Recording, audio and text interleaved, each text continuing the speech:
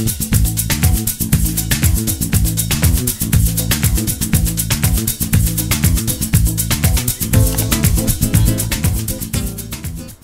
salam hikmat, tetap cari berkah. Oke teman-teman, dalam kesempatan ini saya cuma mau sharing aja, berbagi kisah dengan teman-teman sekalian mengenai tato.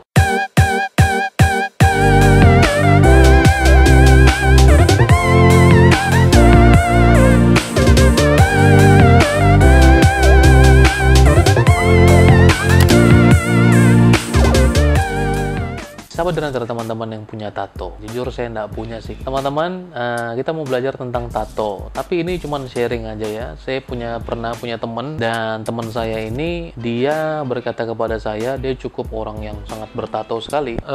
Kayaknya lebih banyak tato daripada kulitnya gitu, saking banyaknya gitu. Jadi dia memang banyak banget tato di dalam tubuhnya. Tapi puji Tuhan dia sudah bertobat, sehingga dia pernah ngomong sama saya begini, saya mau kumpulkan duit untuk hapus tato. Kenapa kamu mau hapus tato? Ya karena tato ini waktu saya masih berdosa, waktu saya dalam keadaan berdosa saya bikin ini, maka saya sekarang sudah bertobat, saya mau hapus tato karena ini simbol dosa dan lain hal sebagainya. Saya sempat berpikir dan merenungkan bahwa berapa uang yang harus dikumpulkan. Cukup banyak banget, kayaknya tuh hampir 50 jutaan karena tatonya itu hampir sekujur tubuh. Nah oleh karena itu dia kumpulkan uang sebanyak itu untuk menghapus tatonya yang dia anggap adalah sebagai simbol dosa. Kemudian saya kasih pertanyaan kepada dia seperti ini, kalau kamu berhasil kumpulkan uang dan kamu berhasil menghapus tatomu, apa kamu jamin kamu tidak berdosa lagi? Jikalau tato itu adalah simbol dosa, kalau kamu hapus, apakah kamu jamin kamu tidak berdosa lagi? Kalau kamu bisa jamin, silakan hapus. Kalau tidak jamin, menurut saya tidak usah. Nah, teman-teman, mengenai tato ini, mungkin teman-teman di rumah ada yang punya tato. Wah, punya tato nih, gue disinggung nih sama Bang Jack nih. Nah, awas lo, hati-hati lo.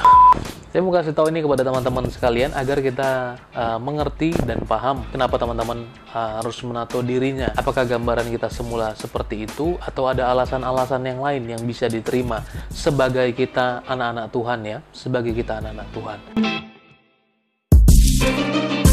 Oke, yang pertama kalau kita melihat alasan-alasan apa sih yang paling banyak yang saya temui, seni. Dan kita tahu juga di Indonesia ada dua negara, ada dua kebudayaan yang sampai dengan hari ini masih memegang erat budaya tato, yaitu ada suku Dayak dan ada suku Mentawai. Dan dua suku ini setahu saya ya, kalau ada di luar dari itu mungkin mohon maaf saya tidak menyebutkannya, tapi dua itu suku itu yang paling terkenal dengan kebudayaan menato dirinya. Jadi seni itu dicurahkan bukan hanya pada pahatan batu, tapi seni itu juga dilakukan kepada tubuhnya sendiri. Nah, kira-kira seperti itu. Oke, kemudian teman-teman, ada orang alasan menato tubuhnya yang kedua itu sebagai pengingat pernikahan dia, pengingat pengingat dia kepada pacarnya, orang tuanya, bahkan mengingat kepada Tuhan loh. Yang menato Yesus, menato salib, menato Allah Tritunggal, Kristologi mungkin ya, nggak tahu juga sih, tapi mungkin ada, dan itu dipakai sebagai pengingat gitu. Ada pengingat utang juga gitu kali ya. Jadi itu dipakai sebagai pengingat. Kira-kira alasannya seperti itu. Ini bro, aku untuk mengingat anakku, mengingat istriku, mengingat pacarku, mengingat ini dan lain-lain. Sampai ada kasus dia pacaran dengan cewek, dia terlalu sayang, akhirnya dia tato cewek itu di tangannya. Kemudian ternyata dia tidak menikah dengan cewek itu. Dihapus lagi. Kan begininya nggak bisa dihapus deh itu kalau yang betul-betul original ya. Bahkan ada hamba Tuhan yang menato dirinya dan bikin tato istrinya di situ, tapi kemudian menikah dengan orang lain lagi. Oh guys! Oke, bagaimana dengan itu? Saya nggak mau tahu. Oke, teman-teman, ada yang juga menato dirinya dengan alasan motivasi. Jadi dia bikin itu supaya memotivasi dirinya. Gambar apa misalnya? Gambar apa ya? Gambar-gambar yang memotivasi diri. Mungkin ada superhero, mungkin ada gambar-gambar atau lambang-lambang yang bisa membuat dia termotivasi dan lain sebagainya. Mungkin ada simbol motor GP gitu atau simbol apa deh, pokoknya yang memotivasi dirinya. Biasanya seperti itu. Kenapa kamu tato? Ya supaya lebih termotivasi lagi. Kira-kira seperti itu. Kemudian yang berikutnya, kenapa menato diri? Mengatakan ini ekspresi diriku. Gambar gambar wajah yang tersenyum, gambar wajah yang berjuang, gambar yang lain hal sebagainya, menggambarkan ekspresi dirinya dia. Wanita yang lagi diem, gambar pria yang lagi energik, semangat main gitar, itu kan menggambarkan ekspresi jiwanya. Nah, kira-kira teman-teman, itu adalah alasan orang-orang yang mengapa dia mau menato dirinya. Tetapi saya melihat di sana ya tidak ada kesalahan yang terlalu berlebihan di sana. Tetapi kalau teman-teman anak-anak Tuhan, kalau teman-teman orang-orang percaya, yuk kita duduk, kita tunduk kepada firman. Apa yang harus kita lakukan dan apa cara pandang firman Tuhan dalam melihat sistem kebudayaan hari-hari ini. Memang makin kesini era-eranya semakin berbeda. tantangannya pun semakin berbeda. Ada banyak pelanggaran yang seolah-olah menjadi satu hal yang tidak bisa tidak. Jangan sampai kesukaan kita sebenarnya adalah kedukaan bagi Tuhan. Jangan sampai hobi kita sebenarnya adalah murka bagi Tuhan. Oke, dari pandangan ini teman-teman, saya mau melihat pertama begini. Satu, tubuh kita ini bait Allah. Itu yang pertama. Teman-teman mungkin tahu ayatnya, ya. Teman-teman tahu ayatnya. Tubuh kita ini adalah bait Allah. Kalau dulu bait Allah ada di Israel, di mana orang masuk itu tidak sembarangan. Sangat kultus sekali. Sangat-sangat mekanisme sekali. Artinya jajarannya, stratanya itu harus jelas. Yang masuk itu tidak boleh sembarangan, dan lain-lain. Dan urusannya itu sangat sakral. Tapi firman Tuhan berkata bahwa tubuh kita itu bait Allah. Jadi kita pun bukan hidup dengan sembarangan. Tidak semua kita boleh makan, tidak semua boleh kita pakai, tidak semua boleh kita izinkan untuk menguasai diri kita. Oleh karena itu, kita harus melihat ini, tubuh kita bait Allah, di mana Allah bukan lagi berdiam atau sebagai simbol dalam tabut perjanjian, tapi Allah itu sendirilah yang ada di dalam kita. Melalui pengorbanan Yesus Kristus, kita dikuasai, dipimpin untuk hidup dalam firman-Nya. Nah, itu dulu. Jadi setelah kita tahu tubuh kita bait Allah, apa yang perlu kita lakukan, apa yang tidak perlu kita lakukan, kita makin mengerti kalau kita memahami hal itu. Yang kedua adalah bahwa Allah menciptakan tubuh kita ini bukan tujuan yang pertama untuk sebuah kesenian satu-satunya. Tujuan utama tubuh kita sebenarnya bukan itu. Tapi betul-betul Allah menciptakan kita, tubuh kita, satupun tidak ada ayat di Alkitab untuk menato atau menggambar yang lain-lain atau membentuk yang lain-lain dengan tubuh kita. Yang ketiga, bahwa memang Tuhan tidak ada firman Tuhan yang menjelaskan eksplisit teman-teman mengenai tato.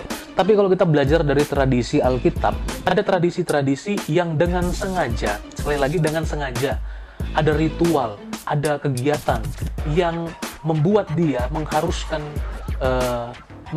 dirinya dengan sengaja mengeluarkan darah. Teman-teman ingat kisah-kisah di Alkitab yang dia meminta kepada dewa-dewanya dengan cara dia menggoreskan tubuhnya sampai keluar darah dan lain sebagainya.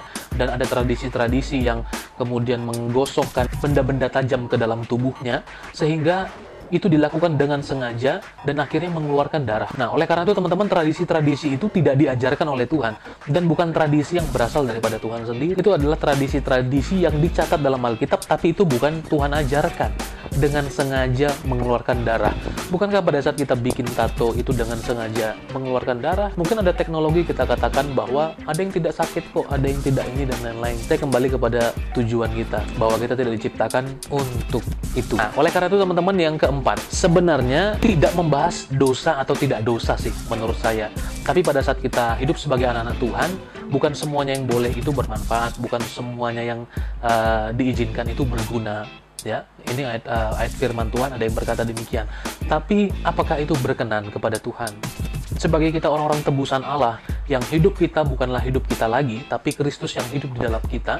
Yang kita hidup ini adalah hidup untuk menjadi berkat. Nah, oleh karena itu teman-teman yang dikasih dalam nama Tuhan Yesus Kristus, pada saat kita melihat ini bukan mengenai dosa atau tidak dosa, tapi kita berkenan atau tidak berkenan di hadapan Tuhan Allah. Dosa apapun pasti Tuhan ampuni. Tapi saya tidak mau teman-teman anggap remeh dengan dosa. Jangan sampai oleh karena satu dosa kita bisa diperdayai oleh iblis, dan sampai pada akhirnya kalau dosa itu sudah menguasai kita, bahkan dia juga bisa membuat kita pergi daripada Allah dan kita memilih dosa daripada Allah. Tapi kalau kita terbiasa membuat diri kita diperdayai oleh dosa, wah itu bahaya sekali teman-teman. Itu bahaya banget. Contoh kasusnya, bahwa ada dosa yang dianggap remeh, sekalipun dosa itu bisa diampuni, tapi efek dan muara dosa itu sendiri dia meninggalkan Tuhan. Dia mungkin pacaran dengan orang yang tidak seiman, pelayan Tuhan, hamba Tuhan mungkin, dengan orang yang tidak seiman karena cinta, karena apa yang lain-lain, akhirnya meninggalkan imannya kepada Tuhan. Sederhana sebenarnya dosanya, tapi pada akhirnya dari yang sederhana itu diperdayai dia oleh iblis. Dan firman Tuhan bilang dalam Kejadian, kalau dosa sudah mengintip, kita harus berkuasa. Kalau dia sudah mengintip, nah tinggal tunggu waktu yang tepat, maka kita harus menguasai dia. Jangan menganggap remeh sebuah dosa. Satu dosa tanpa Yesus itu cukup membuat kita masuk ke dalam neraka. Tapi kita bersyukur karena ada Yesus. Nah, setelah ada Yesus Kristus, bukan berarti hidup kita sembrono, tapi hidup kita harus lebih berkualitas. Harus tahu apa yang baik, apa yang tidak, apa yang berkenan dan apa yang tidak berkenan di hadapan Tuhan Allah. Kemudian bagi teman-teman yang sudah punya tato, waduh gimana bro? Masuk neraka gua bro? Gitu kan? No. Kalau teman-teman bertobat, jangan bikin lagi. Itu intinya. Kalau teman-teman bertobat dan ya sungguh-sungguh ya saya mau hidup berkenan, kalau ini salah, ya oke lah saya minta maaf dan saya mau hidup berkenan kepada Allah. Bagus, tidak usah dihapus. Jadikan itu pelayanan, motivasi, jadikan itu sesuatu mengingatkan kita bahwa dunia lama kita dan sekarang kita adalah orang yang baru, jiwa yang baru, roh yang baru di dalam Tuhan. Jangan jadikan itu sesuatu yang membuat kita terus merasa bersalah, tapi jadikan itu sebagai alat. Dan teman saya itu menjadikan itu sebagai alat, dia boleh menginjili kemana-mana. Jangan sampai, wah saya mau menginjili ke pemabuk nih, ke yang tato, saya harus tatoan nih. Itu cara yang salah. Bagaimana cara kita menolong orang yang jatuh ke dalam got? Kamu tidak perlu jatuh ke dalam got itu. Cukup ulurkan tanganmu, tidak usah harus tatoan. Menolong teman yang pemabuk, kita harus jadi pemabuk dulu untuk masuk. Nggak perlu, coy. Nggak perlu. Oleh karena itu, teman-teman, memang ada perjuangan untuk itu. Tapi percayalah, hidup berkenan kepada Tuhan, itu hidup yang baik sesuai dengan firman Tuhan, itu hidup yang diberkati. Ayo, berusaha supaya teman-teman semuanya, baik yang memikirkan mau bikin tato ataupun tidak, semuanya pikirkan apa yang berkenan kepada Tuhan Allah. Biarlah kepentingan Tuhan yang ada dalam diri kita, bukan kepentingan kita sendiri. Thank you teman-teman, tetap jadi berkat, salam hikmat, God bless you.